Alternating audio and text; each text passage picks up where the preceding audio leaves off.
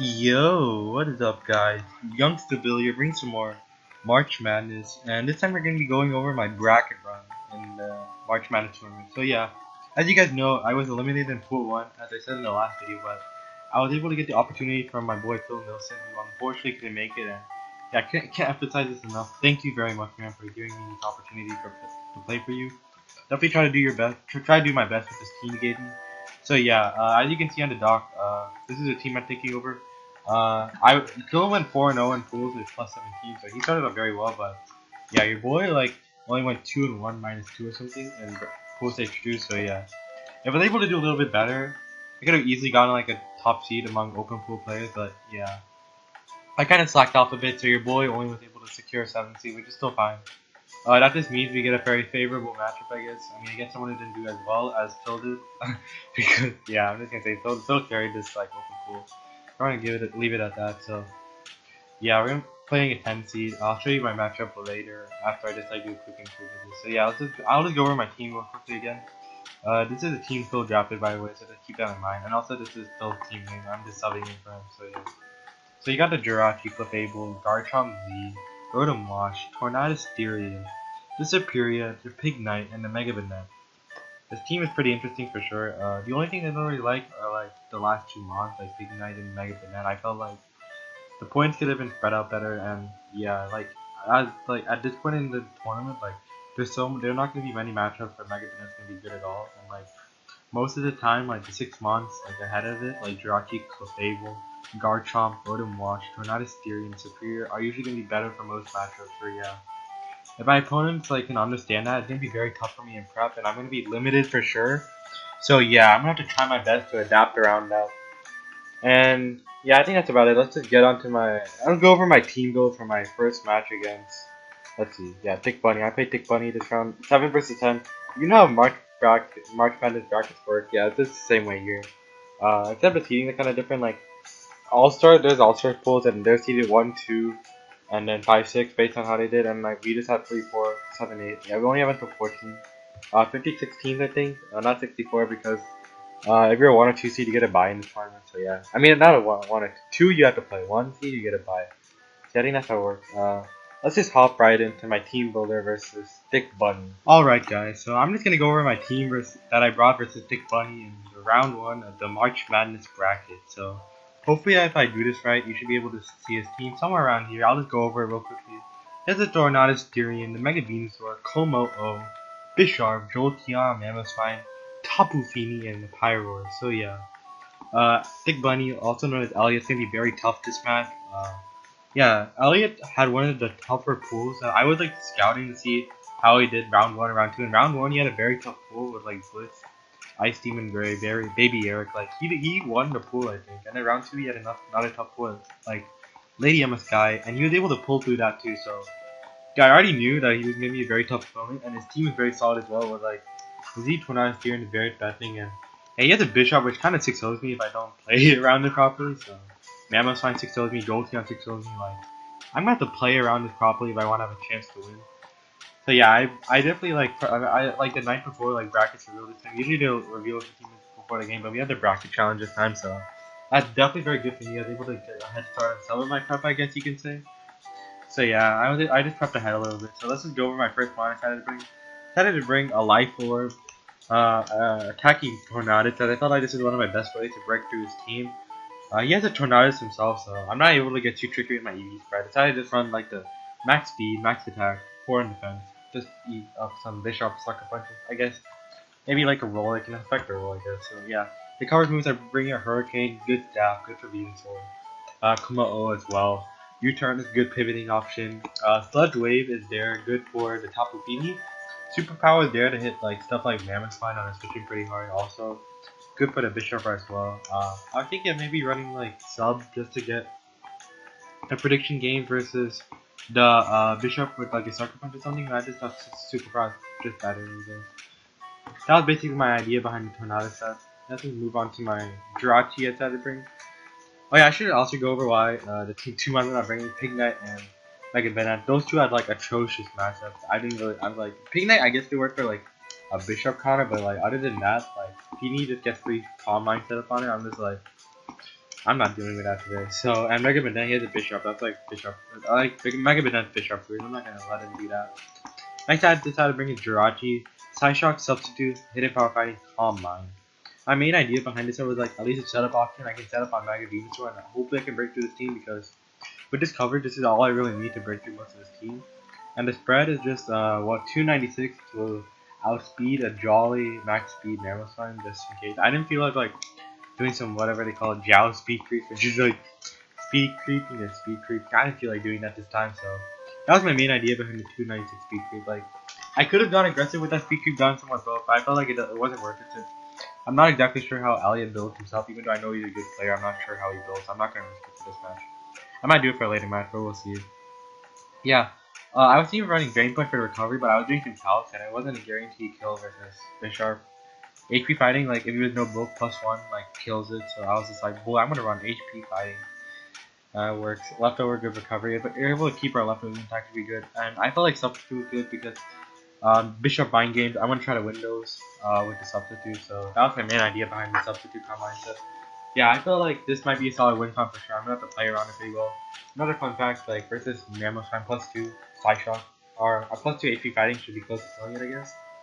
After Rock's like +1 my kills as well, so yeah, it's pretty cool all around for sure, for sure. I think that's enough about this set. Let's go on to our Clefable. Clefable, I'm just bringing Stealth Rocks, Leftover Magic Guard. I love Stealth Rocks in this thing.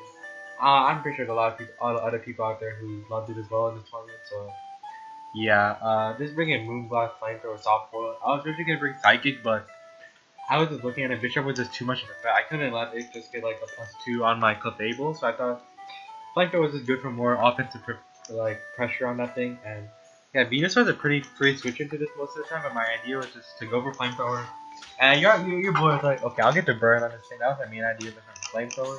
So yeah, also I felt like I had enough Venusaur switches, I guess, like Jirachi, Tornado, Fury. Those are my main switches, I guess. And Jirachi was designed to just set up on Venusaur. So I felt like even though Clefable is kind of walled, like by the Venusaur, I felt like if I'm able to just take that thing down early, it should be fine. And yeah, I should also mention how much of a problem Venusaur was. Like it's also a good superior counter, and I'll go over my Sillier fast. Kind of decent, I guess. It should do work in my opinion for sure. So yeah, next up we got a Rotom Wash. I kind of messed around with my EVs so that we got 252 HP leftovers. Kind of standard. Will-O-Wisp, Volt Switch, Hydro Pump, Protect, 192 defense, 44 at the 20 speed. My main idea around the Protect was to scout for Tornado Theory and Z-Move, Grassium Z. I felt like that was a break for sure, and Protect. I can limit the damage as well, and also Protect I felt like was a good scouting move in general.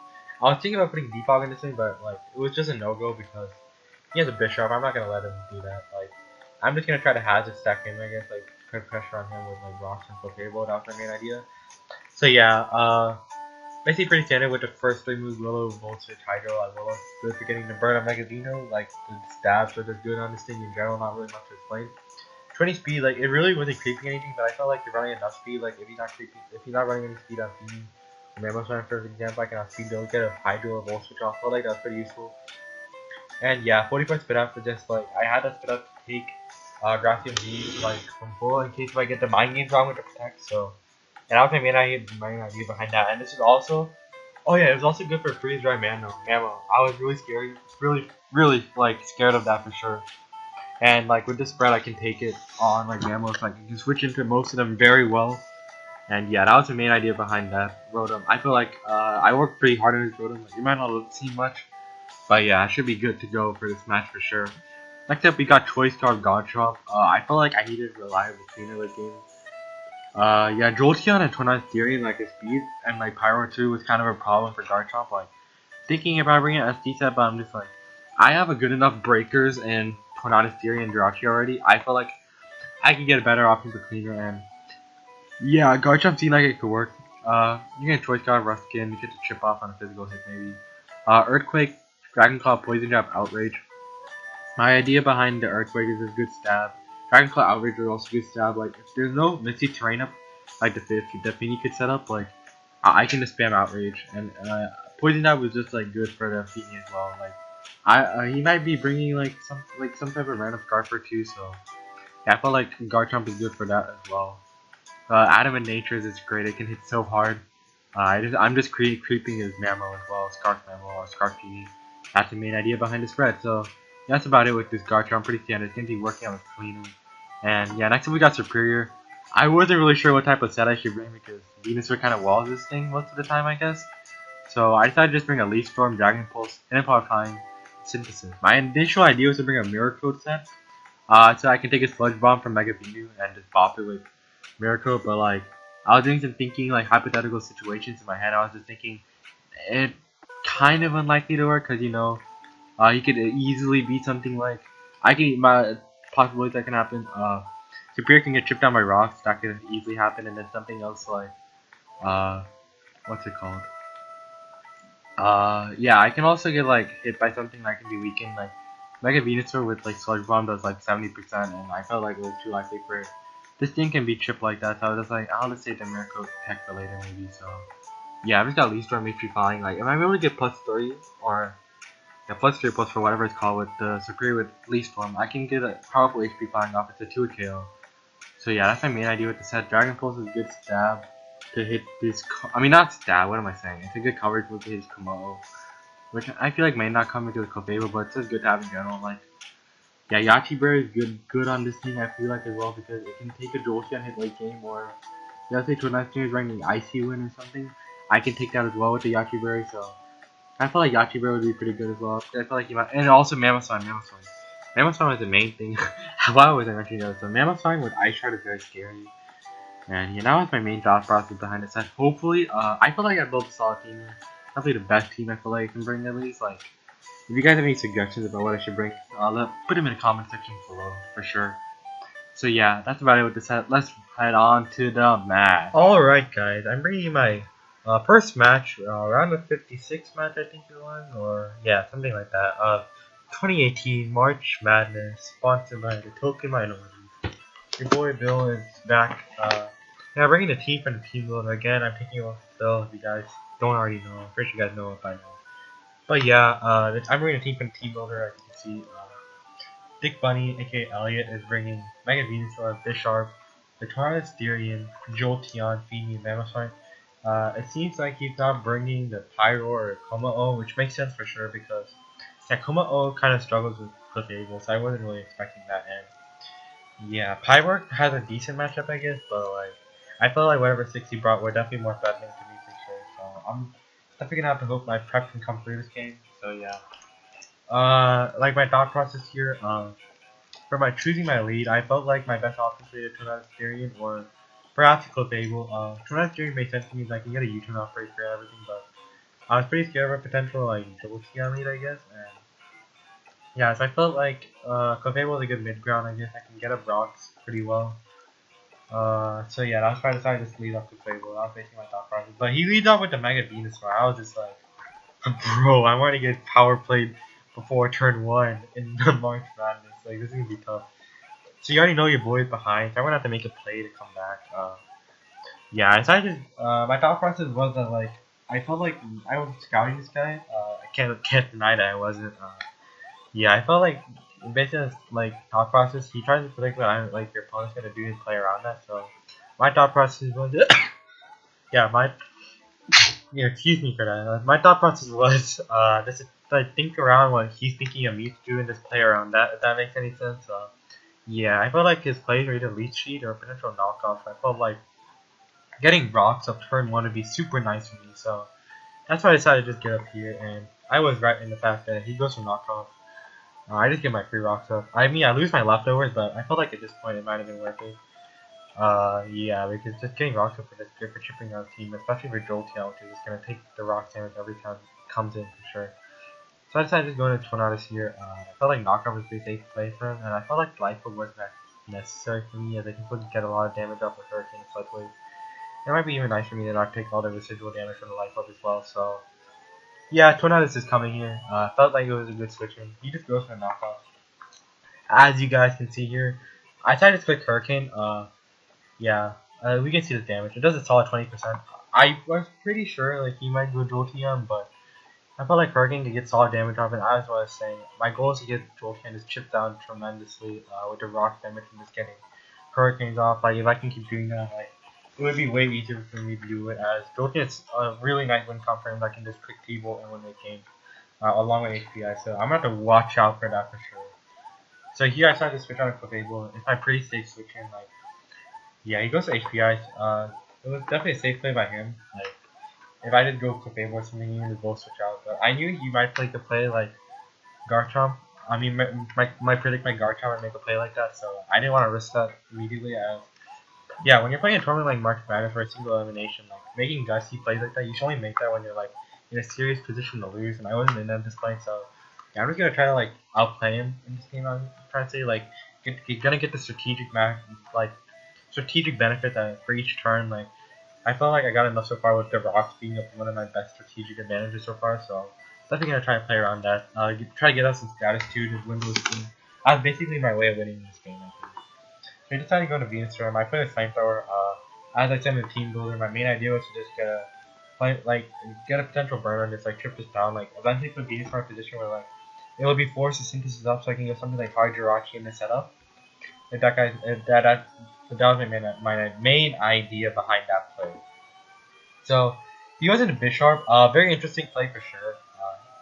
I mean, I could have. I was thinking of clicking Flamethrower again, but I'm pretty sure Bisharp could have beat and just started me out. So that was a decent play by him, I guess. So I decided to go into Tornadus. Seemed like a pretty safe play. And here I have the superpower for this thing. I could definitely click U-turn or Hurricane. I felt like you should scout for fighting coverage on this thing, but yeah, I felt like superpower is a pretty low risk play, and I felt like those are the type of plays I should be making this game. Like, it was a low risk play with like a pretty benefit. Like I just take damage off or something. Whatever comes in is not gonna take this well, or like after just go for superpower and get a free Hurricane off. Like because Hurricane switches are like Feeny and let's say not the Hurricane. Superpower switches are Mega Beast or Feeny, but after that I can just fire off either Hurricane or Sludwave. So he doesn't really have the most reliable switches. I can just play around that. He decided to go to Styrian. I had a free superpower up. I think it took like 41% with the rocks plus superpower, so I'll take that for sure. So yeah, he's gonna be at the scared of my Hurricane because I can kill it from me even with the Life Orb, I think. So I knew that, and I felt like he might go for U-turn. Like, I mean, I don't know why. I thought Hurricane's pretty free, as I mentioned before. Like the rock damage and Jolteon is stripping it down. Like I might as well just go for it at this point. Unfortunately for us, like this turn, I missed the Hurricane, but not the worst in the world. I could have definitely missed Hurricane to worst spots. So I'll take that. There, like it really wasn't gonna kill this, so it's just good chip damage on this thing. So I decided to go right out of my Clefable if I switch him. Yeah, I felt like this time he might not go for HP Ice again because the Clefable, like its utility this game wasn't also that great. It was just really here to get a rocks and yeah, potentially be a Mammal switch him, fire off Moonblast, I guess. That was about it. I mean, it's not gonna take Adamant Life for very well, but like I think a Jolly like Focus Touch. I mean, I could have missed that. Like I could have taken EQ, fire off Moonblast. Solid hits. That was basically my main idea. Like, Clefable is just going to be here to sit around and be fat. He goes into Mammoth, so very interesting. Decided to go for Salt Rock. I decided to go for Softball. Yeah, I felt like Stealth Rock was his fighter. Like, he had to get like some pressure on me, so I felt like getting my health back up with Clefable is useful so I can potentially take more Jolteon hits. And I got that play right at least. And I don't have hazard removal on this team, as I said before, because of Bishop, so I'm definitely gonna have to try to make plays that force him to switch on more to get more residual on him himself. So yeah, I decided to just go out hard into his Mega Beam. So I just go for free Flamethrower. Like main idea was for me to get a lot of like get a burn or something. And now I got his Mega Beam in a position where like he should go for Synthesis. So I decided to make my play right into Josh. Like knockoff would be kind of weird. So they make the Synthesis player, and this time I can get a sub up. I think. Yeah. I go for Calm Mind, predicting the knockoff. Yeah, because I felt like I knew I was in the calc and I realized like if I just go for sub, you can just break it with the knockoff. And I felt like it wasn't working. So if I can just get a free Calm Mind here itself, yeah, he's gonna have to go out into his big sharp, I guess, predicting my side shock. So I predict that this play and go for sub this turn. Yeah, because knockoff, it was a roll for him to break my sub, so I played around that, got the sub up. And yeah, here I have a pretty free HP fighting. I'm doing the calcs and looks like it kills, so hopefully I just go for HP fighting, let's see if it kills. And it doesn't. He has a Chopper Berry, which I was just like, bruh, did you predict a random fighting coverage move on my team? And like, yeah, that was pretty insane by him. Very good prep. I mean, crazy. Yeah, Chopper Berry this sharp, pretty cool tech, I guess. Just a knockoff here, and yeah, here we get into our first 50-50 of Bishop. So his plays are either sucker punch. He knows I have sub, right? So he should be thinking I might go for sub, predicting the sub or sucker punch. But as I said before, my main game plan this game is trying to like predict around what I think he might go for. So your boy makes a play, go for HP fighting. I predict him to not suck and go for knockoff on my sub. And yeah. Also knock was a reasonable play by him for sure because if I'm able to do the sub on a free substitute, I just get like another kill, so not a good position for him. So yeah, I get a free HP fighting off and I get enough kills that I need. And he goes right onto his Mammoth Sign, very interesting. I predict that he wasn't I guess based on his Mammoth play, I was getting my free choice card, but like looking at the team, I felt like I didn't really need Drac anymore. I didn't get too many setup options. Like I felt like Torn might be enough for a Venusaur, and that was basically my main idea. I was doing the Calyps and HP fighting killed the Mammoth, so I was like, sweet, might as well go for it. If I die, I die. I can get a free switch after that. So he goes for EQ, gets a kill. That just shows he's pretty bulky, I guess. Not running as much speed. I mean, it makes sense. My team like BTs are kind of weird. Like everything's like basically level 100 or like 86 or 60 is like the Vapor. I think that's what it is. So yeah. Uh, I mean, I get like Jirachi did very good work. Like I get his Mammal like in a range where like it's gonna die after rocks when it comes in next time. Bisharp is there, which is like a thing that could have 6 me if I didn't play well. So I like my spot so far. I just go hard, Rotom, like pretty safe. I can get a free Will-O-Wisp off here. I'm able to get it on the Venusaur, which is great because that just makes it way easier on my superior, I guess now because I'm able to get +3 with HP flying. Like the 2 kills are a lot easier because now like it's gonna get the bird damage on top of the HP flying. So putting him in a very rough position for sure. Like I'm not sure why he went. I mean, I was expecting Hydro, but like I can get a free Will, and I can still nothing doing. So yeah, Will is pretty free. I just go for Volt Switch here because I put speed in here. I was assuming he wouldn't run speed on this thing, so I make that gutsy play. But I felt like it was good to scout what type of like set he was, so I can at least tell to see. Oh, is he more spit up? Is he more fizz up? That was my idea. I decided to go into Tornado. I got a Rock Slam top, but I knew I can eat and I can get a really deadly Hurricane off. He didn't really have any switches. He decided to sack his Mammal, which is a good play by him. He didn't really need it. Yeah, now he goes top of Fini, which is a very big bet for sure. And here I definitely like was playing too recklessly. Like I felt like I was in such a good position here that I could play pretty like safe. Like overall, like just go for free Sudway, good chip off on this thing when we're superior, right? But the boy ends up being choice guard, and now I'm in a rough position again as I have to watch out for like if it's 4v4 again. Like before I was at 5v4, now it's just like I'm down again. I'm just like, oh boy, I had to like try out play him. This time I go to Surf. This is basically a best chance to get free like least comes off. And yeah, I go for least from here. I knew I was doing the Calcin. HP flying with rule to kill, and I didn't feel like going for it, so I decided like predicting to go for something like synthesis and go for least from again. So yeah, I get the least from. He does go for synthesis, and now I'm free to fly. To fire off some HP flying, and that's gonna be doing a number to him, as you can see here. Like, look at that. 53. He's basically just going for Sludge Bomb, but I lived that clutch. I think it was roll, but like, fortunately couldn't get it. I didn't think it really mattered because Venus would have died next turn anyway, and my Serpent's just gonna get revived by something here. Yeah, this is gonna be his 20. He's gonna get a free U-turn off, so yeah. Now he just goes hard top PD, and I think this is a good time for me to go into Clefable as I eat any hit, just fire Moonblast. Like, look at this. So Scarpini does nothing. I can just get free Moonblast off. Fire off soft boiled, and yeah. He goes on Jolteon. I guess he was sacking this thing because I mean, it wasn't really that useful since I have Scarf Chomp, so he just goes for T-Bolt. I'm able to fire Moonblast, get the solid. I'm just able to, like, as long as he doesn't clip me, like, Clefable just gets soft boiled Moonblast. You just gotta repeat the cycle. This thing is amazing. Yeah, this is looking like a good position. Like, Clefable does bring back the game. Like, after Venusaur is gone, this thing was just such good bring versus this team. So Superior did a good job somehow 1v1 in the Venusaur, all because of the crucial Rotom burn. So my game plan was coming into effect, and yeah, Clef is able to win here. So I mean, not win, but like put myself in a position to win. So I got rid of his Jolteon, which is good. Now, if I'm able to get chip off in this Torn, I Scarf Chomp just wins a Poison Jab. Yeah, I think Fini was at 50%, so I can just fire off for like Moonblast, I guess. He goes for Hurricane, misses unfortunately. I just go for Moonblast, so yeah. I should have a Hurricane here, but unfortunately it crits me, which doesn't really matter because at this point Scarf Chomp wins anyway. And yeah, I'm just able to fire off 2 Poison Jabs. I did the Calc, so I knew he wouldn't be that bulky because I have my own Torty, so my speed tie so yeah, here I'm just able to fire 2 Poison Jabs. So GG to Elliot, a very great game by him. Good start to brackets. I couldn't ask for a better start. Like I had a very rough team matchup for sure, and I had to rely on outplaying him, and luckily I was able to do that. So yeah, GG to him. Let's move on to my next match in the round of 32, and yeah, it's gonna be a very tough match for sure. All right, guys. After winning our round of 56 match or whatever it is, let's call it first round match.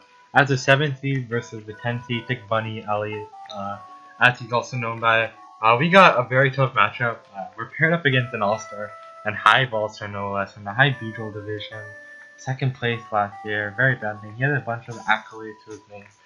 Pretty sure they did well in CPC as well. We're facing Jack O.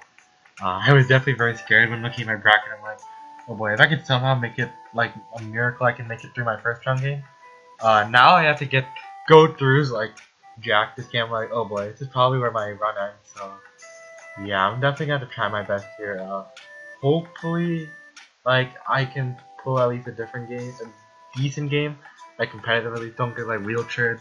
That was basically our main idea, and yeah, I was basically going in with no pressure because everyone's picking me to lose. So that was basically my main like thought process of this game, and yeah, I felt like I was just gonna put up the same as usual. Like my expectations are lower, so my pressure to win this game isn't as high, which I feel like was good for me in general actually. So yeah, hopefully I'll put his team over here. Let's just discuss it. Might as well not go too much of the backstory and everything. Let's just go over his team.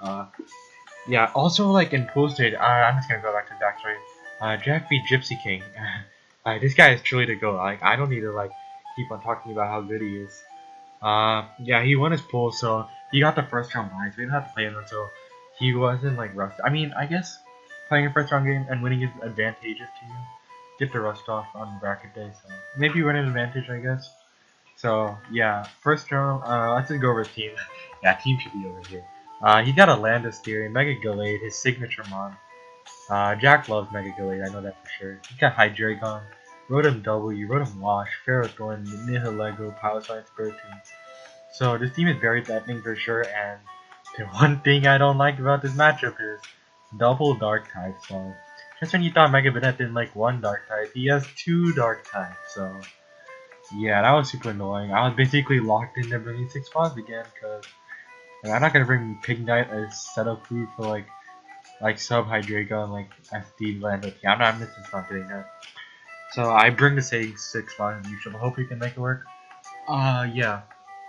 Aside from Michael Fable, I thought I brought a pretty cool set this week. Moonblast, Psyshock, Flamethrower, Softboil, Leftovers, Magic Guard. Magic Guard is the best set, and should never like unaware is like very rarely like necessary. I feel like unaware you're gonna have to like run some cleric support on it, and like it's just not worth it honestly. Like I like for me, I mean other teams it might be worth it, but yeah, on this team I felt like Magic Guard was always better. I run the Moonblast, Psyshock, Flamethrower, Softboil. No rocks on this thing. I got rocks on another boy. Moonblast is just good stab in general to hit stuff like Mega Gallade and the T pretty hard. Hydreigon, Rotom Wash. Psyshock, I had this thing as a move to catch Nihilego on a switch in. I was doing some calcs and I was thinking of putting Spinef in it and maybe Kebia Berry to eat Sludge Wave and a Fire Psyshock, but I felt like all the Fizz up was necessary to take on Mega Gallade pretty well, as this is basically going to be my main answer to that boy for sure. So yeah, Flamethrower is just a good cover move for Ferrothorn. And I felt like I was thinking about bringing Life Orb up, but I feel like this thing needs to be really bulky to take on a Gallade. As an offensive can actually be pretty well, I guess. Scarset could be pretty good. I mean, being locked in their move is pretty like frustrating against him, but yeah, I feel like if I can get this thing versus like a choice, gets a Hydreigon, and I can predict the switch into either into Ferrothorn or Nihilego, I can get a big hit off one of them with my coverage move. So yeah, that was basically our main idea behind this set. I felt like it was a good bring for sure by any of these.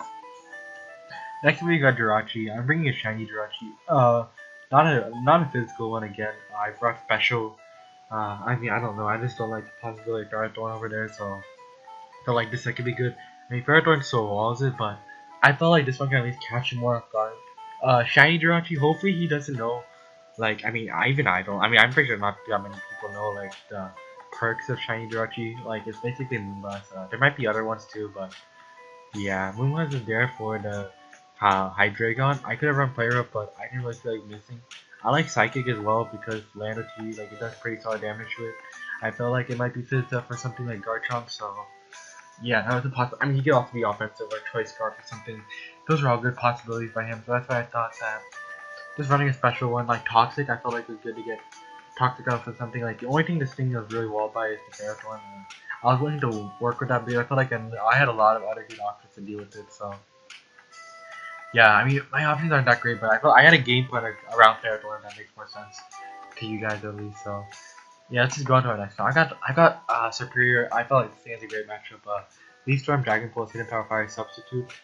His fastest mon in the team, it looks like his Mega Gilly. I feel like that's really the only song in the team. Other than that, like the team is great, and Superior loves teams that are really slow. Just spam Leaf Storm. Dragon Pulse is good for Hydreigon. I'm gonna discount these Scarf Hydreigon because I think your Revenge Feel like a fire coverage move. So yeah, I got Hidden Power Fire too, but if I had our sub, main idea behind the sub is just like to burn it with Rotom and then just sub up on this later with Superior because I can eat like I can eat a Gyro, I think. I'm not exactly sure. Like, I remember doing some calcs and I was able to eat it behind the sub. Yeah. Other than Gyro, I can never eat any other move. So he might not even bring Gyro this match honestly, but we'll see. So yeah, this is pretty basic standard Superior set. Let's just go on a Rotom Wash. I got a Hydro, Volt Switch, Willow, Defog. Yeah, my spreads as you can see haven't been so creative this match, but yeah, this is the Speedball 15-minute prep time, so his team is pretty physical in general. I felt like I needed all my phys up because I was scared of like double dance Lando T, and I felt like having this bulk for it could be threatening, and yeah, he could be definitely something like you see Grass Knot, but if he is, then props to him. Like, yeah, I can't really do much about that, I guess. Saturated by Fizz Up, hopefully he's a physical attacking Lando. Should be fun. I mean, a special one shouldn't be good either because I have Clef, so yeah, he can run Sludway, but I feel like this is probably my best set for Rotom this week. Yeah, I can take most hits. Probably my 9 Lego switching are pretty limited as well, so this is probably gonna take a most hits. Defog is just like there's a lot of hazard options. It's C-Spikes 9 Lego, Spikes with Feral, Rocks with Lando. I'm just gonna have to defog. I had to make hazard removal this time. The other 3 moves are pretty standard. Willow is just a burn Gallade, his physical attack is in the staff. Let's go on to our next one. We got Garchomp. This is gonna be a rocker this match. 224 speed, speed creep. It was speed to Hydreigon, I think. And yeah, I really pretty thin spread again. I haven't been too creative with these spreads this match, but I felt like it should still work out. Outrage, Earthquake, Swords, and Stealth Rock, and yeah, the biggest thing I want to take advantage of his team is he has no Fairy type, so I can lock myself into Outrage. Earthquake too, just the dual styles are just so good versus his team. I can probably clean this thing late game if I'm able to get his mons that are faster than this thing, like his Scarfers and Mega Gallade. If I'm able to get rid of those, like, and I Lego too, I guess. The thing can just set up SD and like clean with Outrage and like just eat you to Pharaoh. So yeah, Rock's also in this thing, so I can potentially need to get my young Rocks up pretty early. So I like this set for sure. Pretty standard, but it's just good. Last up, we've got Wide Lens Tornadus Durian. Yeah, I know a lot of people aren't a fan of Wide Lens, but I was just so scared of missing. Like, I was just like thinking of like things that can happen, and like, yeah, I feel like this might be necessary for this match. Knock off Hurricane U-turn Iron Tail. Pretty basic spread again. Like, I just speed craft his Gallade, I think, and just ran the rest of the attack and max attack. Like, I was doing some calcs and 88 attack Iron Tail should kill Nihilego after rocks or something, and yeah, even without Life Orb, like, I felt like Violence is so worth it because, boy, look at his accuracy, like, 75%. That's like, it's higher than Hurricane, but I wasn't willing to risk it. Like, being able to take off someone Nihilego so early with like an Iron Tail would be super nice. And I just want to hit. Knockoff is just, these are the Rotom W. I'm not Z-Torn on this team, which is unfortunate. There's a lot of matchups where Z-Torn could be good because I can bring Z-Grass up for Rotom or something, but yeah, my main idea was just like to pressure the Rotom. I'm just gonna knock it off in U-turn. That's similar like Superior. That's gonna be the main idea. So that's about it with my team. Pretty solid build, I think. Yeah, let's just hop right into the match.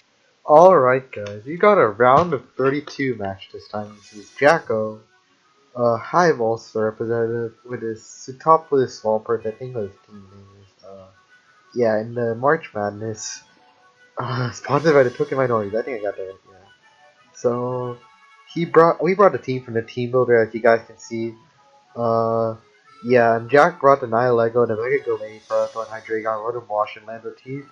So this basically like shows he didn't bring his last 2 mons, the Tylus and Spiritomb, which isn't too surprising. We did the same thing because Mega Banette has like a mono bad matchup, and then Big Knight is just Big Knight. So yeah, let's just like my main like picking a lead is hard here because like legitimately with his team he has 6 lead options. So yeah, rip me there. So I decided to go with like the most safe one, I guess you can say, with my lead. For me it was either Torn T or Rotom Wash here, but I thought Torn T might be a little risky because he can just lead Rotom Wash himself, and yeah, also Nihilego like a lead is pretty likely. So I felt like my best lead might actually be like Rotom Wash or Jirachi because I felt like Nihilego was pretty likely. So I decided to just go with the Rotom Wash. So yeah, let's see how this turns out. So he does lead out with a Nihilego. This kind of like reveals to me he might be some type of like. Let's just go back.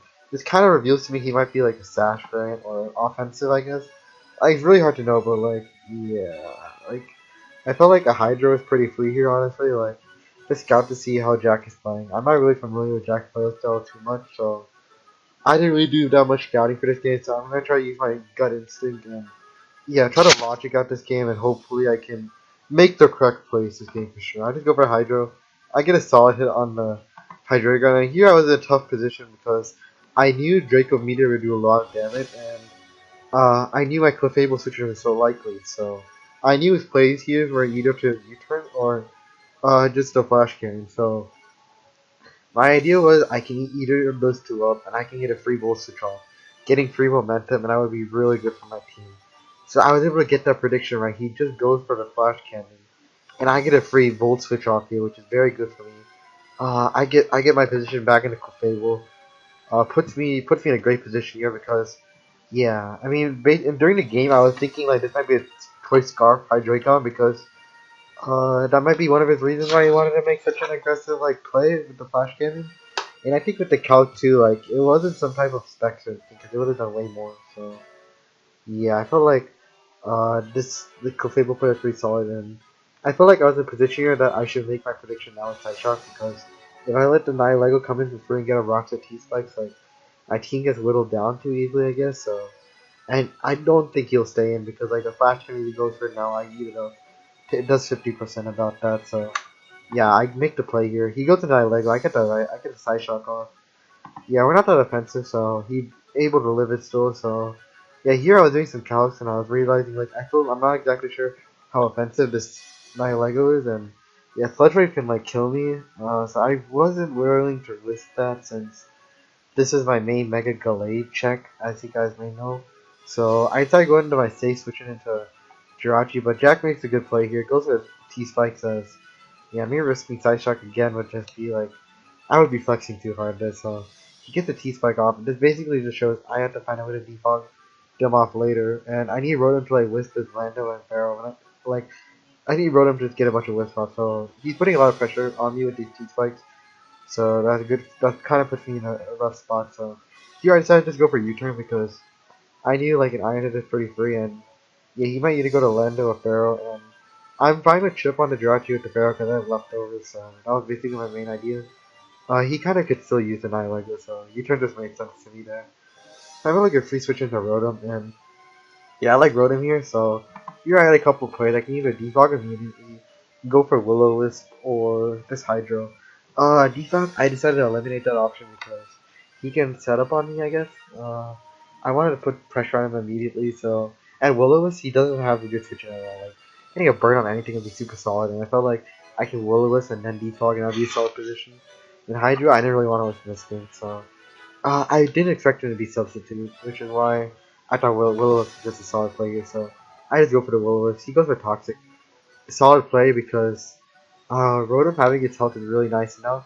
Rotom can get stripped down by Toxic pretty easily, and yeah, something like Nihilego can just come in and put a lot of pressure late game, so I'm going to have to be very careful with my Rotom for sure.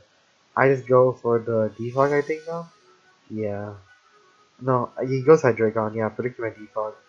I felt like the defog was fine. Now he has to make another prediction, I guess. Because Clefable was pretty likely, so this time I make my Clefable play because I feel like he might predict me to just Bane again, but yeah, I catch him off guard on this point. Even he went for Flash Cannon, like, as I said before in the Big Bunny game, I was trying to make the more low risk plays and take my predictions when I can. So Clefable is just a pretty low risk play. Like, if he goes Flash Cannon, I can probably switch out or soft boil later, so. Yeah, as I said, like if it scars or something, it does 45 to 50%, 55, something. I forgot something roll like that. I should live for sure, no matter what. So yeah, I'm predicting him to switch out again. This time I get to play wrong. Definitely Side Shock was my best play because I felt like he might try to go Pharaoh because he can assume he can live Side Shock in the flamethrower and pressure me with hazards, but yeah, it looks like he just decided to go make the aggressive play in the 9 Lego, which is definitely a solid play for sure because the way I'm playing so far, like he's seeing that I'm not making the same play twice, so yeah, I guess he can try to play around that, and that was definitely a solid play by him. And yeah, I just played too aggressive in this play. I probably should have just gone for Side Shock because I knew he wasn't saying him because he needs Hydreigon on later, so Side Shock was pretty free, and I can just get some nice chip on like Pharaoh, like actually not Ockerberry, it's a 2 KO. But I think I'm still in a good position here because 9 Lego is so low. And yeah, I just need to figure out how to get a Brock Plate or just like get superior stuff, something like that. I just go into Jirachi and he gets another free T Spike though.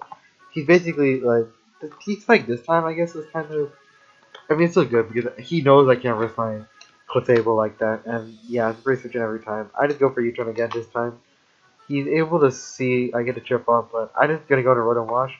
I took a long time with this fight because I had plenty of options. I could have tried to heat it with Horn, but Gyro Ball damage I thought was too much for me. Garchomp I could have tried to set up, but I didn't think it was worth with the T-Spike off. Yeah, Superior also with the T-Spike off, I didn't really think it was worth it.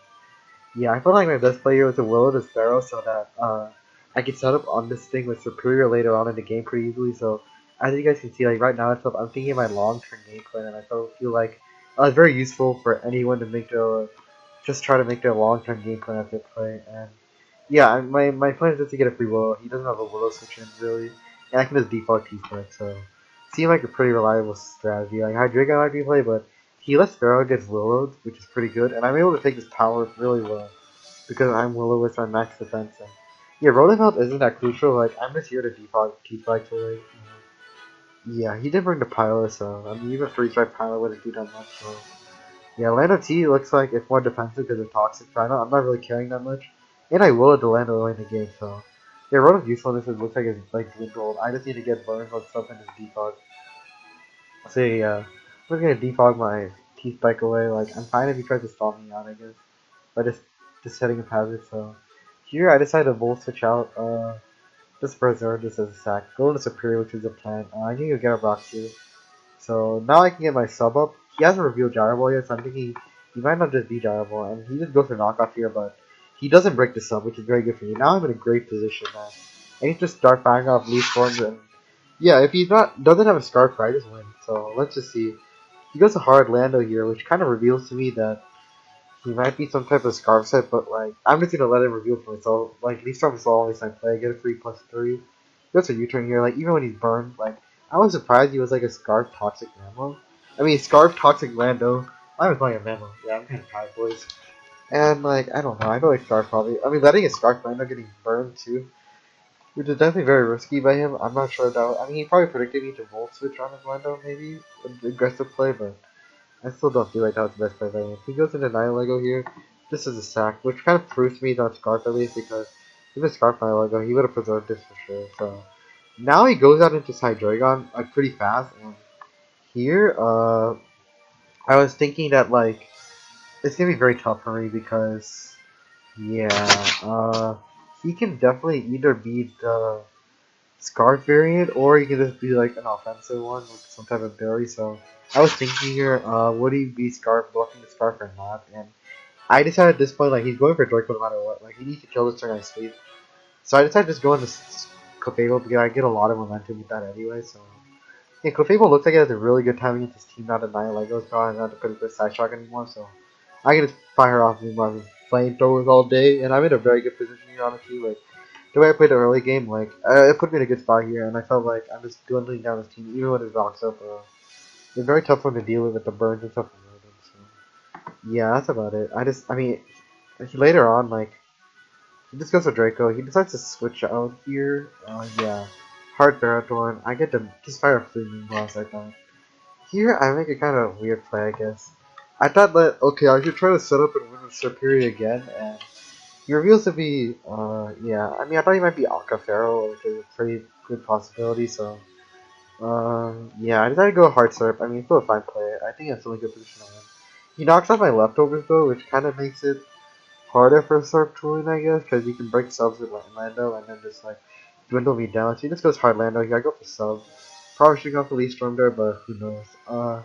Yeah, now he has to basically sack off another mod to this, but he makes a good play. Goes hard high Dragon because he knows I'm like switching out versus this thing, so yeah, it kind of makes sense why he goes into that. And I feel like he might go for U-turn display, which I was scared of. So yeah, I'm thinking about turning Dragon Pulse, but I still thought I should preserve this thing. So I just decided to sack off my Rotom, scout out to see what he does. If he U-turns, like this thing dies, I get momentum. So I get another free Clef off here. He goes to Flash Cannon this time. I get the Moonblast off. I knew he might just sack it at this point, so yeah, because now Gallade is super threatening. Yeah, I pretty much got myself in a good position, but now Gallade can just land. It's just super scary, so yeah, I know I can't just mess with this thing. I'm just gonna clip Moonblast. I'm not gonna let this thing like get a free SD up and max defense, max HP, because able to monster. And able to eat this poison jab. I think it was a roll for him to kill, but it was like a 50-50 or maybe a roll in my favor, close something like that 60-40. So, and I got the creator, it's super important. I'm not thinking, don't think it matters too much. I have a Thorn. Torn out is steering, and it basically dependent on me. Depending on where or not I can hit my Hurricane. So, the curious I sacked my Jirachi. I didn't really feel like it was that useful in this case, so. Yeah, but the problem is I didn't consider it a Drain Punch, so. Yeah, now I'm really dependent on my Hurricane hitting here. If Jirachi died, but here, he makes a prediction that I might go Torn, which I'm not sure if that was his play. He was behind. I mean, if he got the Torn play right, he just won. But I mean, it's too risky for him, honestly. Like, I'm not sure. Actually, he didn't win. I think Superior took things fun afterwards, but yeah, still really risky by him to go for Ice Punch for sure. I thought Drain Punch was probably his play, and he acknowledged it after the game too that Drain Punch was probably his play. I think it was a roll too, I guess, but yeah, Drain Punch just get the kill, get the health back, and then like it's based on me hitting my Hurricanes at this point. So yeah, luckily because of that, I'm able to find a free move boss and Jirachi net my kill. I'm basically in a position where like, okay, I know I'm in a good position to win here because his two mods are burned and Superior and Chomp can just win this game. I decided to like go like my Tornadus Furion because he's locked in the EG. I can fire up for U-turn. Now go into my Chomp, set up SD, and yeah, lock myself into Outrage, and that's looking like a GG to Jack. This is definitely a great game for sure. Very glad I got to play someone of this high caliber. Like Jack, like everyone, like for the bracket challenge and stuff, everyone had Jack like going really far for sure. So yeah, being able to play someone like such high caliber, I have such massive respect for Jack. He's very massively respected in the community, so being able to play someone like this is great. He beat Gypsy too. I can't disconnect. He has too many accolades for me to count at this point. So yeah, I mean he's also like this. Like moving on is just a great privilege for me. I probably should have been eliminated from pool stages still, but as they say, like I was hacked in pool stage too. So I mean, I don't know. I'm just gonna take what happens to me and just keep going. Yeah, I felt like my prep and my play were pretty solid this game, so that definitely led me to be able to win this game. I was able to like understand what his thought process was and make my plays around that. So yeah, that's my advice to anyone who's like me, like pretty underdogish, I guess, in this tour. Try to like comprehend what your opponent is thinking and make plays around that. So yeah, that's about it for me. Let's move on to my top 16 match this time. Let's see who I am up against. Alright, guys, so I'm here with you for my round of 16 matchup versus Togawa and his Portland Timbers. And yeah, he's an all-star as well. I think he was also in the open pools as I was, but he was replaced in the all-star pool, so that's cool, I guess. He's a very strong player.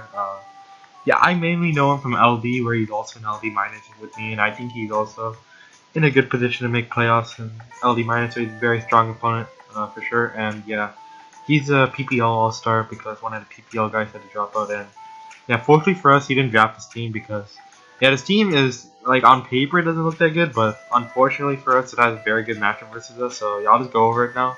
Hopefully, if I do it right, you guys can see it here as always. So yeah, he has a Mega Diancie, the Hoopa Unbound, the Raikou, the Como-O, Z-Move Como-O, but it can't use the signature Z-Move, which is good for us. The Araquanid, the Metagross, Gligar, and Alola Ninetales. And the first thing I can notice here is that like we had to worry about so many things. Like, okay, for one, we got to worry about the Veil with the Alola Ninetales, the Webs option with Araquanid.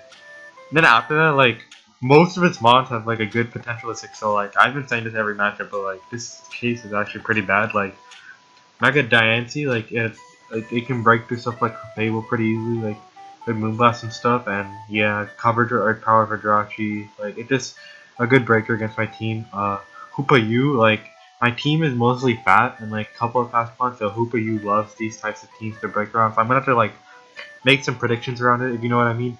Calm Mind Raikou actually 6-0s. Like I was trying to prep around it, and like if it's sub Calm Mind, like I actually like have to I actually have to like play around in the game to make sure it can't set up because like that thing can just win against me. Yeah, Komodo like doesn't have the greatest matchup because of Clefable, so I mean I'm not gonna worry about it too much. I guess the Rakuen with sticky webs is just a problem as well. Uh, yeah, I mean, am I bringing? Yeah, I have Defog on one. I'll go over it a little bit later, but yeah. Next up, he got Metagross, which is also a big problem. It can act as a Pursuit Trapper for Jirachi, as, yeah, usually only special Jirachi can really take it on, but yeah, I'm gonna try to play around what I notice pretty well, I guess. And then, like, Gligar, pretty fat Mon, he can take on stuff like Garchomp and Tornadus pretty well if it's EV'd right. Final Mon is Ninetales Alola, which has kind of intriguing matchup actually. You can run Nasty Plot, Freeze Drive, Blizzard, Dark Pulse, something like that, and it can break through my team. I don't really have much for it in general, to be honest, so yeah, that's about it for his team. Let's go over to Mon I'm bringing. Yeah, I'm gonna go over this like pretty fast. I built my team pretty fast as well, so yeah, because my last game versus Jack took a long time. You might not have seen us that long, but we were thinking through our turns a lot, and we were like in second wave. So and this time I think we're close to the first wave. So yeah, I'll just go over my team. The EVs are not gonna look that like crazy, but it works out, I guess. So first one I tried to bring was Rotom Wash. It just seemed like a good bulky pivot overall. This game, if you know what I mean. So yeah, I got a Volt Switch, Hydro Pump, Will-O-Wisp, Life Screen now. Yeah, the first three moves are pretty standard, and the last move, I wanted some more options to deal with like his special attackers. It's like Ninetales, Mega Diancie, like Special Hoopa, like all of them have like good options versus my team, and I felt like Life Screen might be useful late game. Like I could be running Life Play, but I was really thinking that late game this would be really useful at Life Play, and I didn't really see a need for defog as I considered on some of my other ones. So that's about it with this set. Like this thing is just gonna act as a bulky pivot. Maybe eat a couple of hits from like a hit from Hoopa or Como and just burn it or something. I mean, the max defense is just to take like liquidations from Araquanid better. So I know I can't Willow it, but I can at least get some nice triple Volt Switch off. And yeah, I'm gonna have to play around the potential Miracle from the Araquanid. But other than that, I feel like this set should hopefully work out. Like if Lightspeed can work out, that would be pretty hype for sure. So yeah, that's what I would Rotom. Let's go to Garchomp. Garchomp is a standard choice card set. Earthquake, Dragon Claw, Ironhead, Outrage. Yeah, the stats are just good in general. Like they hit his team pretty hard, and then he has a double fairies.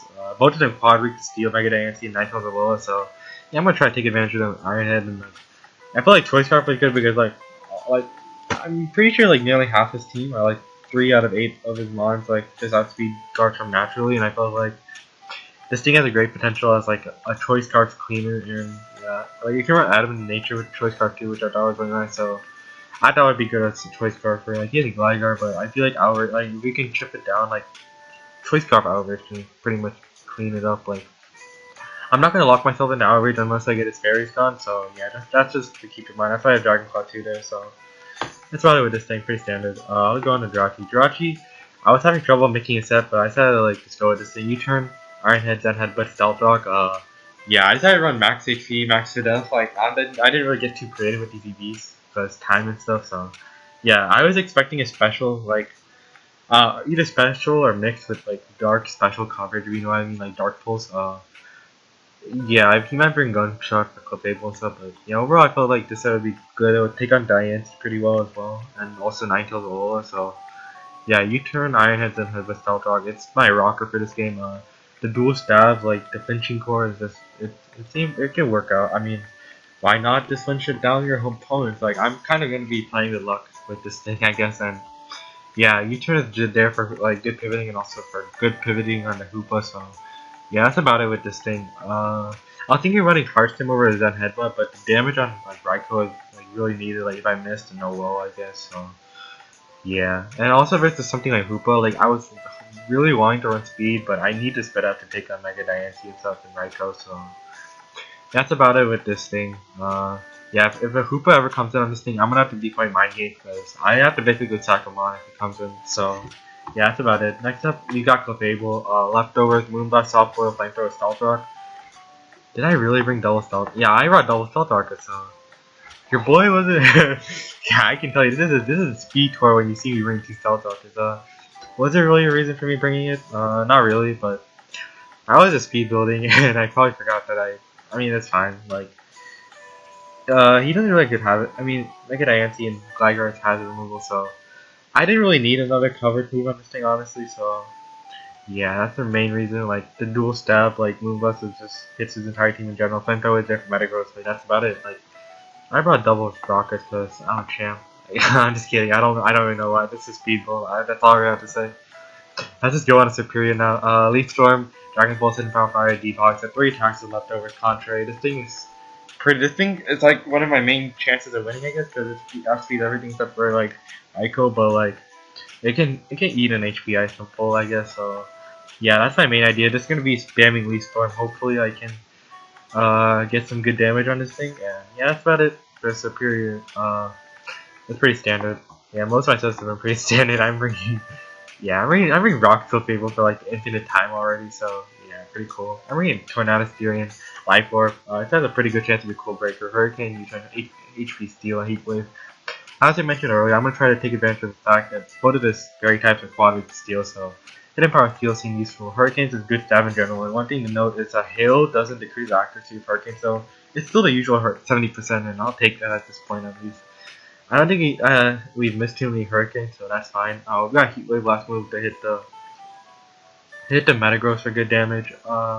Yeah, also the Ninetales as well. Like if he wants to pull a switch into a potential Dark Pulse, because I might be running that. But yeah, we're gonna be risking the accuracy. So that's about it with this team. Let's move on to the match. Alright guys, so we're here with our mattresses, Togovar, aka Chris. Yeah, so we brought the team from the team builder, and as you can see, Chris decided to bring his Raikou, Hoopa-U, Metagross, Ninetales, Alola, Mega Diancie, and Gligar, so this just shows he decided not to bring the Rakuten and Kumao. Kumao, I kind of expected it not to come.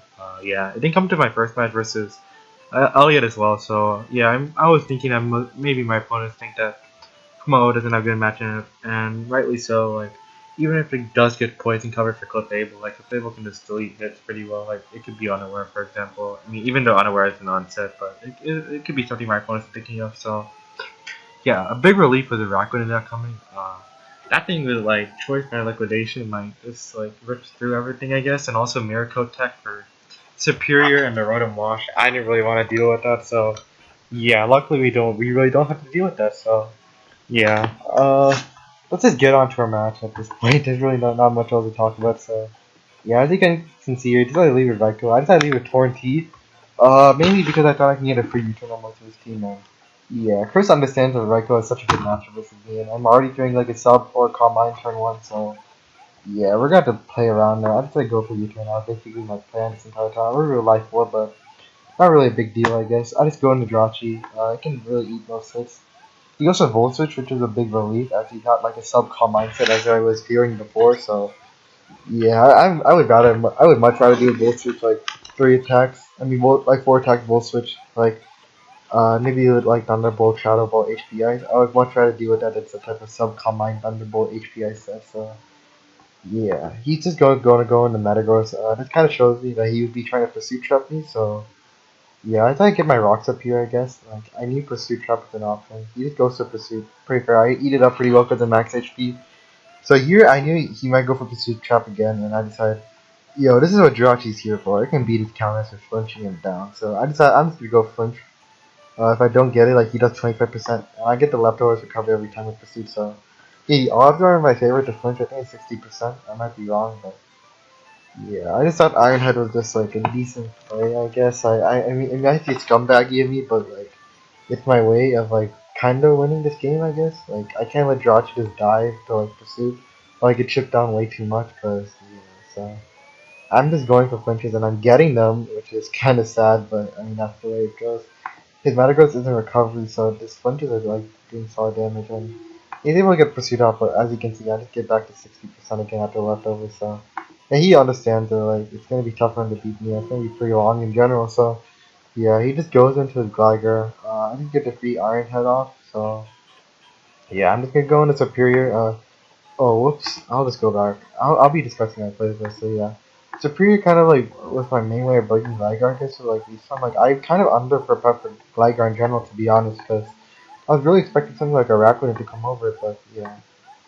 I missed the Leaf Storm the first time, and he didn't get a Rocks, and I missed my Leaf Storm the first time, which puts me in a really bad spot, because like now, this thing is on a timer, so yeah, I've decided just like keep sparing Leaf Storm, I guess.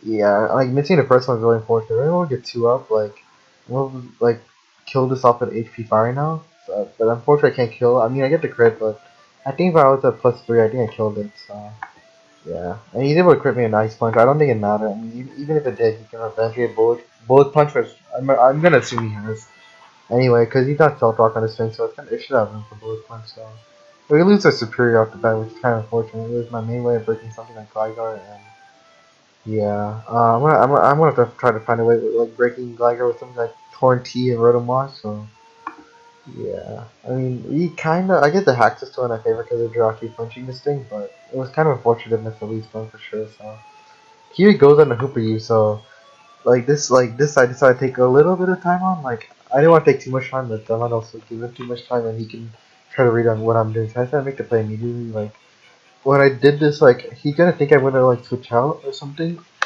I reveal leftovers. I reveal it to be really bulky based on my how much damage I took from the bull switch from the Rifle. So yeah, I'm gonna assume he's gonna.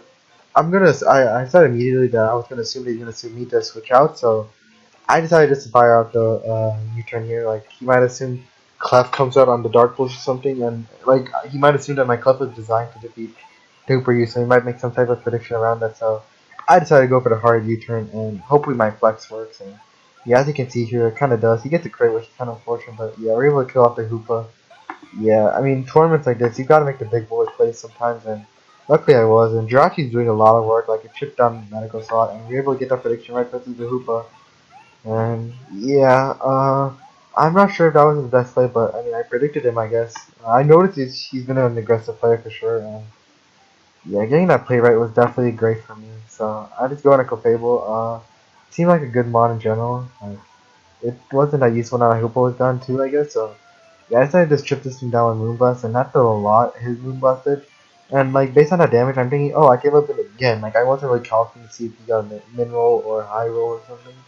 Or mid roll. Like mid roll, I guess I should say. But yeah, this next time he gets high roll, I guess, with the Moonblast. So unfortunately, Clef is gone. But now I'm just able to go into her Torn and get like 3 HP steal off. Yeah, he might not have expected it, but he just goes to the Gligar. And here's a roll to kill with Hurricane. I hit it, but he lives on one.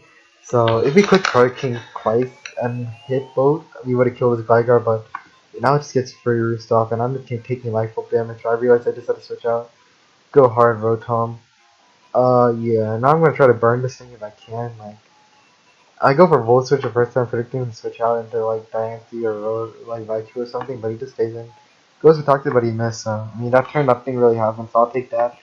The times I go for Will-O-Wisp, because burning this would be great. Like getting some nice chip off, like it can make Hurricane into a burn kill or something. So yeah, that was good for sure. And I just get the Hydro off. I'm trying to like get damage off, but he's just gonna get Furious, and Toxic is just gonna be racking up on me, as you can see here. So. Yeah, I decided to just go for Hydro again. I missed, unfortunately. Goes for another Toxic. I was kind of expecting he might go for that, but yeah. This time I decided to go Hard Torn, mainly because I don't see him Toxicing again, and I feel like now I can maybe go for Hurricane and try to get him on that, so he just goes for Roost here. Solid play for sure. I just go for U-turn here, because I forgot kind of why. I predicted the Raikou to come out, I guess. I don't really remember why myself. I was going Jirachi on the Toxic, so yeah. I think it's because I didn't really want to take Toxic and just to get some chip off. I can't remember, guys. Like this B tour was happening all in one day, and like yeah, I'm also recording this 1 week after like this thing ended, so I kind of forgot what most of my thought process was. But I kind of have a decent idea what I was doing, so I just went Jirachi. Oh, I was thinking I can go for punches with the sim, so yeah, I guess I'm going for that as my win con, and I just go for Iron Head. Then Headwood can miss, so I decided not to really go for that. He goes for Shadow Ball, but Jirachi with this spit up is clutch and can live. And now it's like not even a two, like it's a roll for him to kill, I guess. I think at a higher roll, but hopefully we can live. And if we live on one, because Jirachi's a champ, he can spit up, so it's not really mattering because Jirachi's already pretty low in general. And we just get another Iron Head, kill off the Raikou, one of the biggest threats, so yeah. Now like Garchomp, Garchomp looks pretty good, like even before Raikou is dead. Uh, Jirachi's gonna die the next hit, so like Torn is looking really good. If he's not Scarf like Ninetales, I think Torn can just win with like Hurricane for the HP Steel. So yeah, we're gonna have to hope he's not Scarf Ninetales, or if it is, that thing can kind of win. So he goes into Ninetales. I thought that was kind of surprising. He's just gonna try to revenge here, Dark Pulse or Freeze Dry, or maybe set up his Veil. That's what I was thinking. I decided no point in really preserving this. I just go for Iron Head. He goes for Freeze Dry to kill me. I'm kind of confused why he did that. If he had Dark Pulse, he would have. I thought he might have gone for it, but I guess with the spit up drop, he can afford to go for it, so it kind of made sense.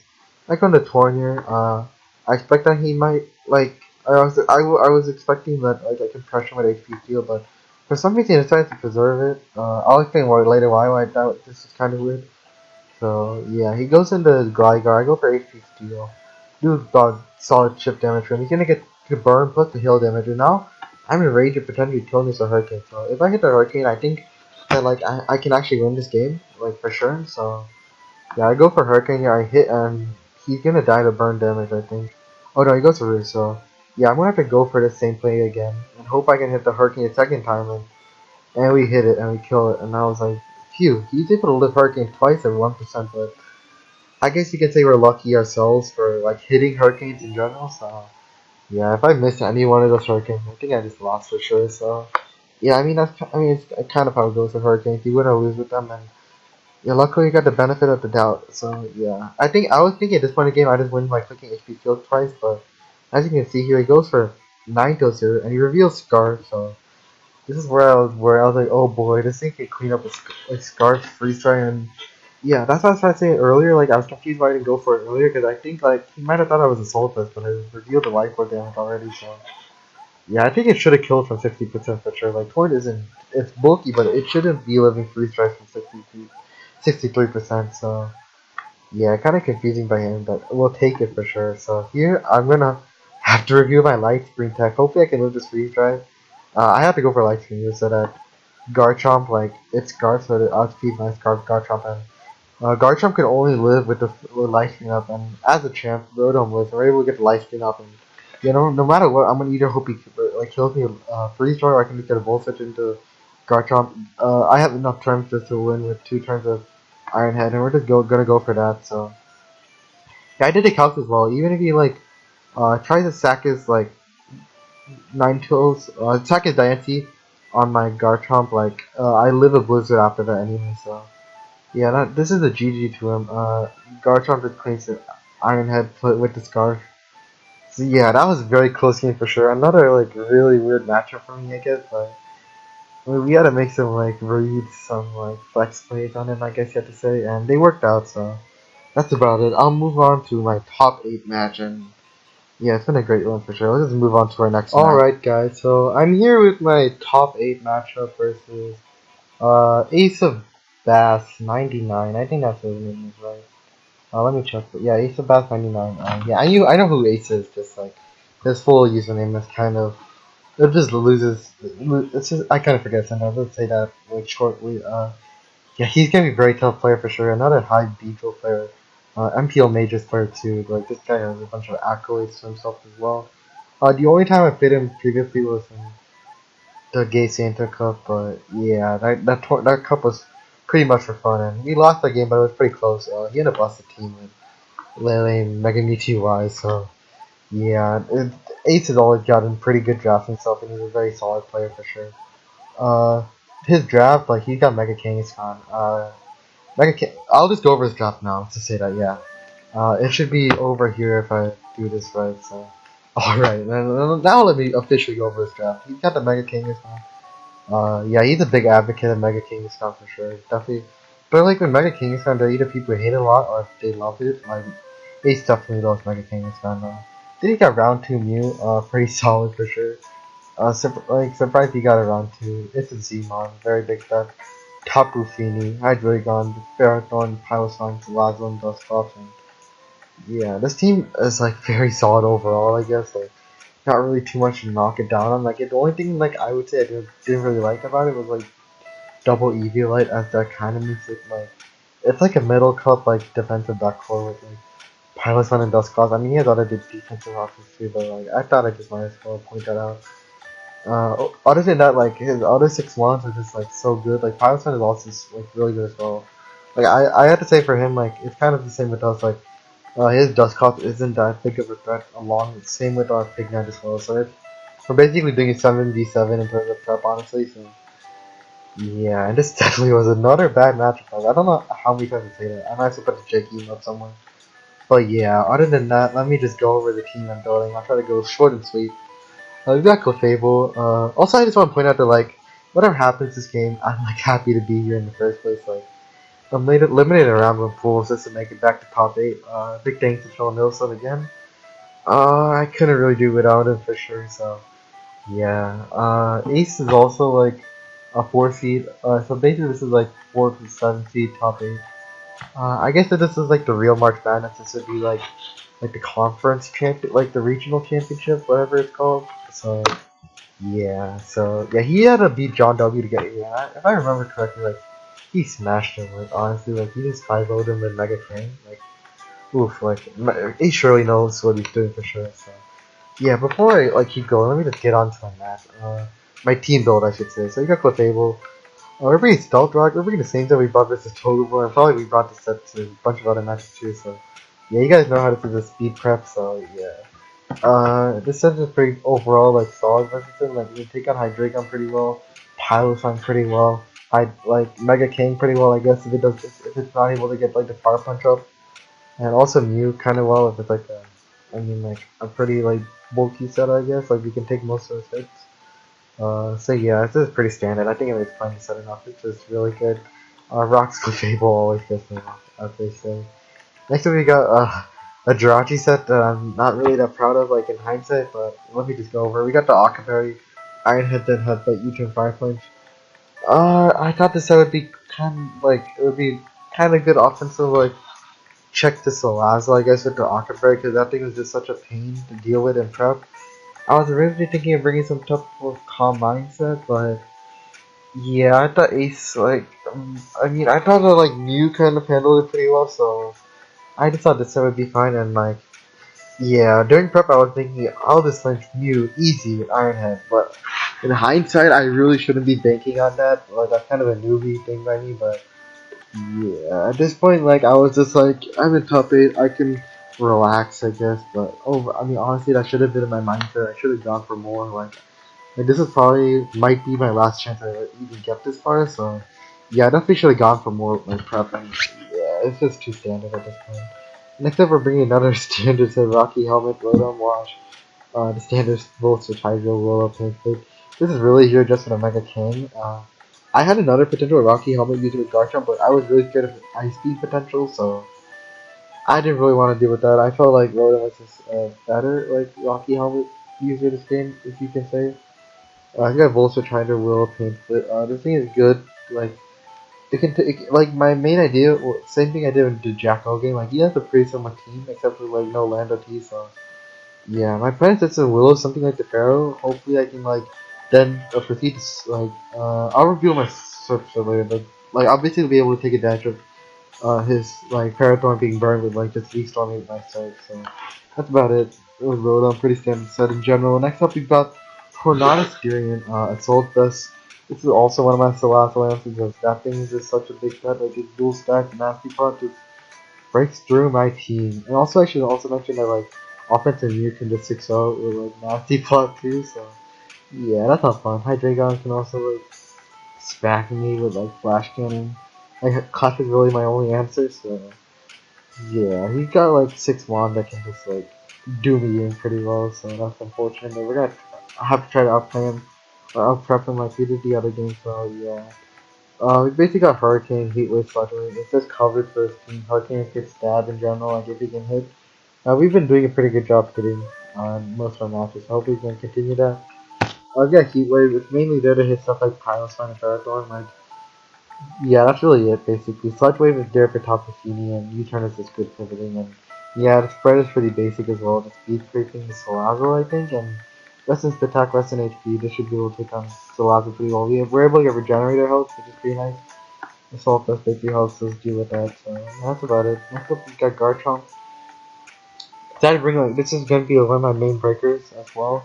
Earthquake, Dragon Claw, Poison Jab, SD. If I'm able to somehow get an SD up on his team, yeah, this thing can do a lot of work. I thought the Yachi, like I was thinking maybe if this Hydreigon was like it was locked into Flash Cannon maybe, or like if he's not Choice Belt for example, we can maybe like SD on switch out and yeah, like, the real problem with this set is like defense need to handle it pretty well, so I need to get up to like +4 if I want to deal with it somehow.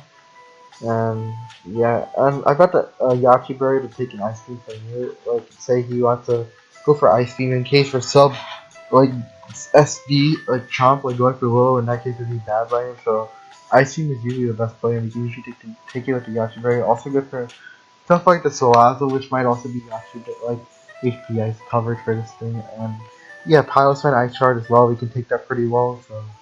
Yeah, that's about it with this set. Pretty standard. The speed creeping is new, I think, if it's like an offensive timid set. Max speed.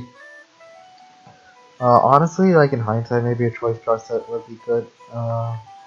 Yeah, I mean not choice guard, maybe something else, I guess. But who knows? Let's just like we'll discuss that our hindsights maybe after the match is over. Finally we got a superior. It's the same set of Breakfast with Jack. I basically had the same power wrote it with superior, like willowing the Pharaoh into subbing up and hope that I can just fire off these ones in HP5. Yeah, this thing is also one of my main cons. So.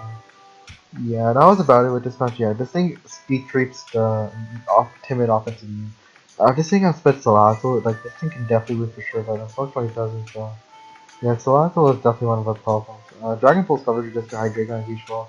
HP fire for the Pharaoh, and this one is just a main line of this thing. So yeah, that's about it with my this team. Let's move on to the match. Alright guys, so as you can see here, we're just bringing our team from the team builder.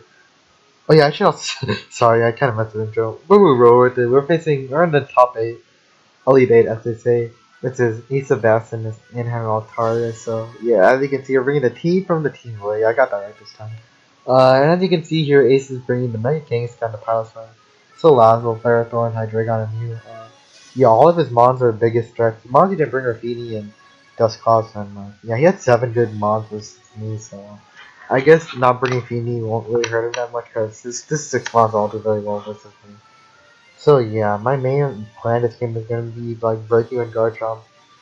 Just like wearing him down, I guess. Hopefully something like Torn or Superior to win the game. So yeah, that's basically what I'm gonna have to try and do. So, as Leo wrote and watched, he might get lead gentleman. Then he's up to Mew, so I'm already feeling like, oh boy, am I gonna get 6-0 by like Nasty Pop Mew? Like, he's Z Mew as well, so I don't think that was a possibility. So, yeah, he just goes for Will-O-Wisp though, but I get the free Volt switch off, so that was fun.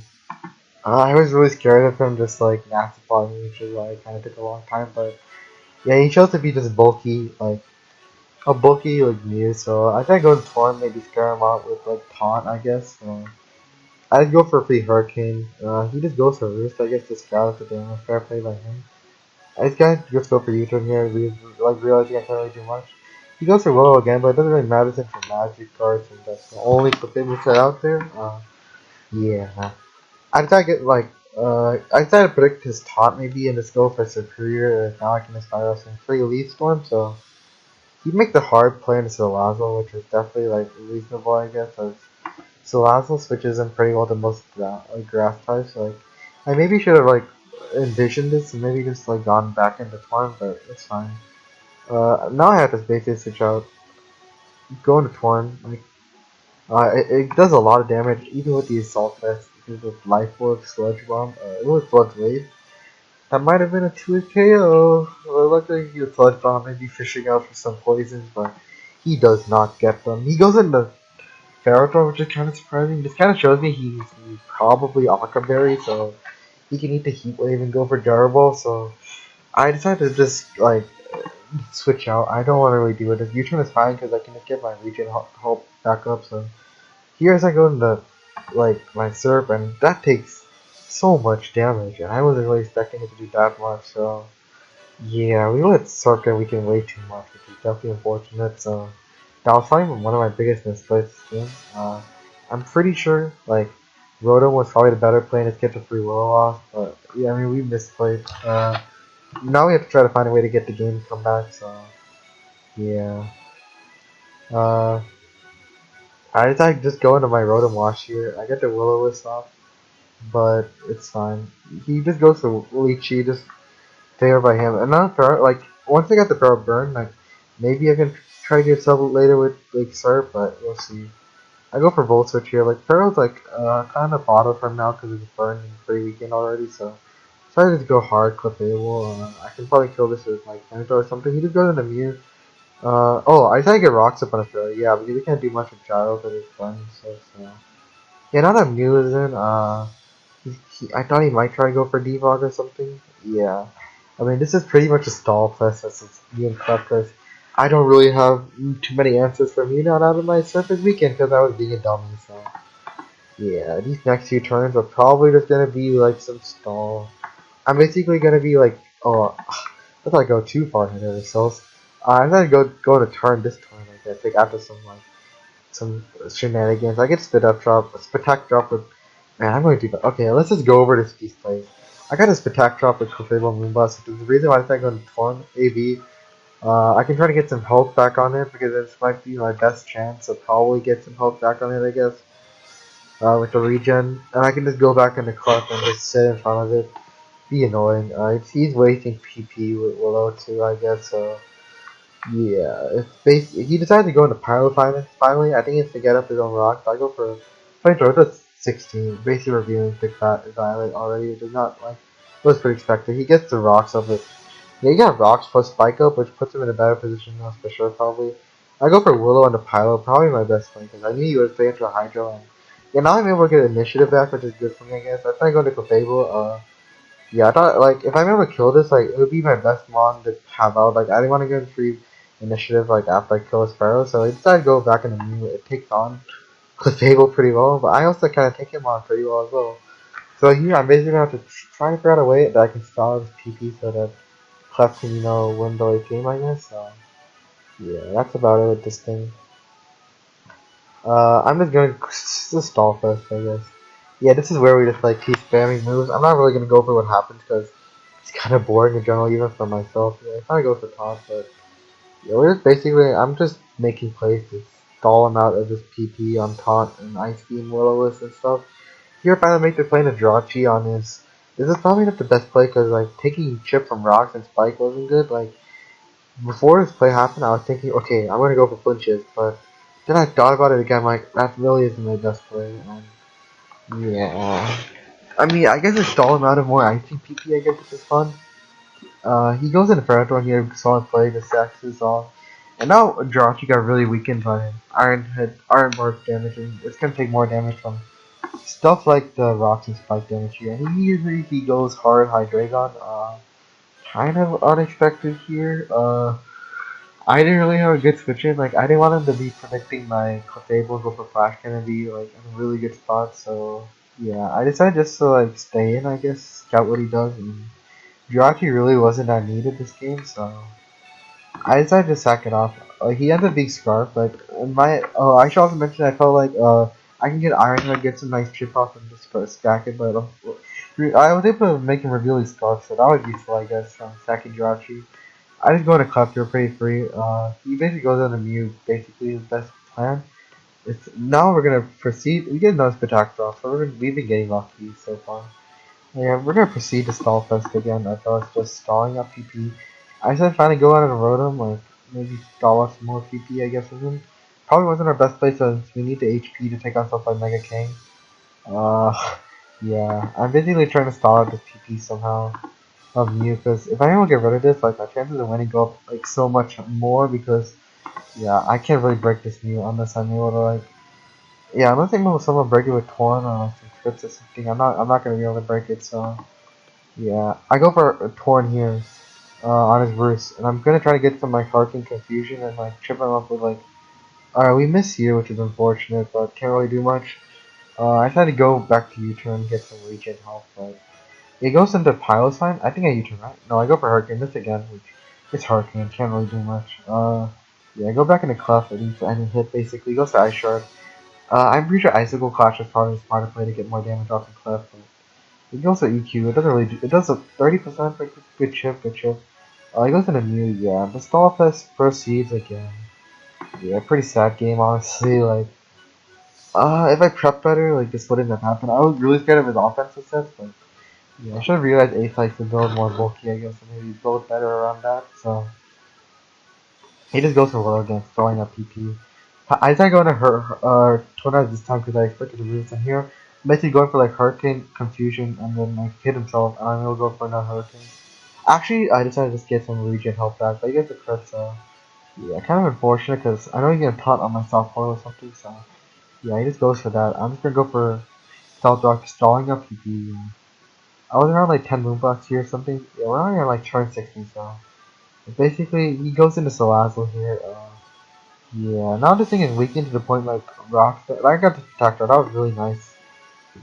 For sure. As now like yeah, it's not able to do as much damage, but I still want to switch out my Clefable Preserve Health and Hydrate on stuff because that thing is such a big threat with Scarf now. So I thought attack Rotom.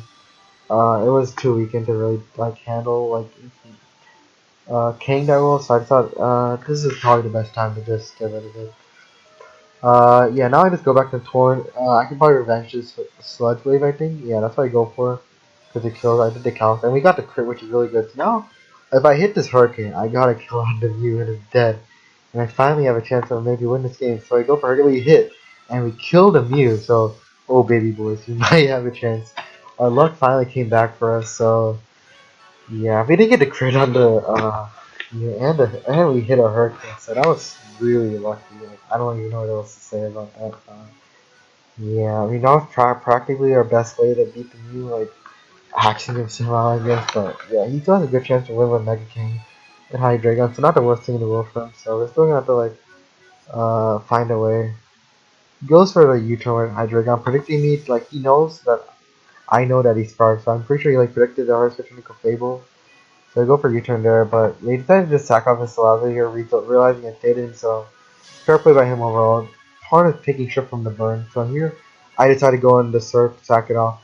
This is probably my biggest misplay of the game. I should have realized that if he goes out of this again, he's not going to go for U-turn again, as that would be pretty unlikely, but I mean, it would make sense for another player, but Ace is pretty safe overall, like in his plays. Like, even the way he's playing, like after the game, I heard many people saying that, like, Ace is probably one of the safer players around. Like, he doesn't make many risky plays. Like, most of his plays, like, help low, like, what should I call him? Low, like, fail, like, low, like, basement for failure, or however you say it. So, yeah, Clef was probably my best play. I got a free softball up there, and I was in a pretty good position to win if that was able to happen. But I sacked Serp, and I mean, Serp could have been useful for Mega King and stuff if it didn't have priority. So yeah, just sacking off was probably not my best play, but yeah.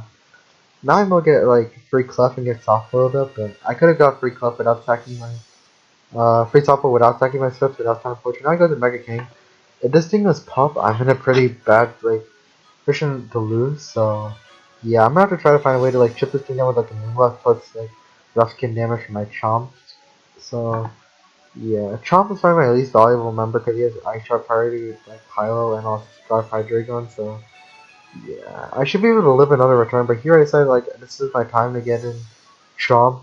I can take it, get the rough skin damage off. If he's not priority, I'm able to kill this with Chomp's EQ, and I should be able to win because at this range I can live a Dark Pulse with my Torn because it was at like after regen it should be up to 40% or something, and I did the calcs and I live or Dark Pulse guarantee.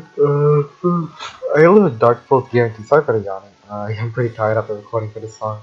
Yeah, I get the free Dark Pulse off. I'm able to live it, and then like Clef get it soft fold up and win the game as it beats Hydreigon at Pilot and 1v1 with the soft fold and Moonblast.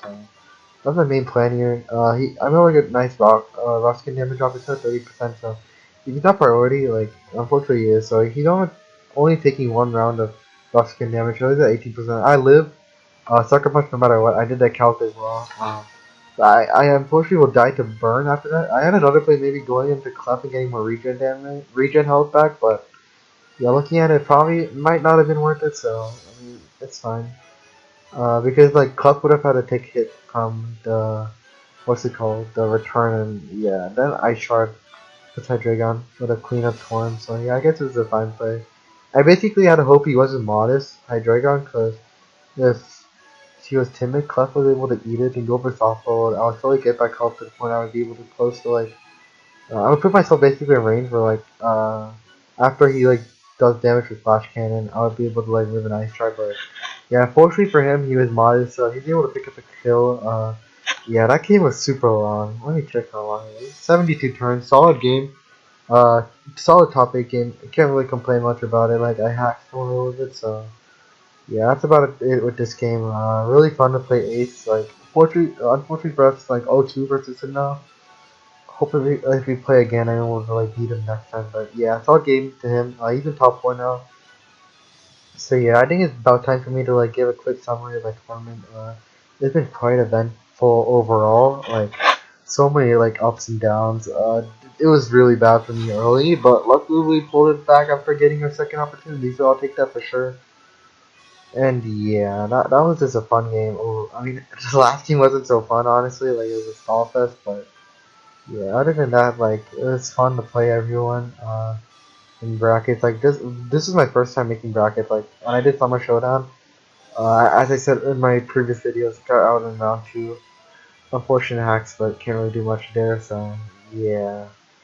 That's about it for my run in March Madness 2018. We'll be back for Summer Showdown 2015 for sure, and we'll try to do top 8 again. That's probably the goal. Without being replacing, yeah, we'll try to go with our own team so that Phil's good team.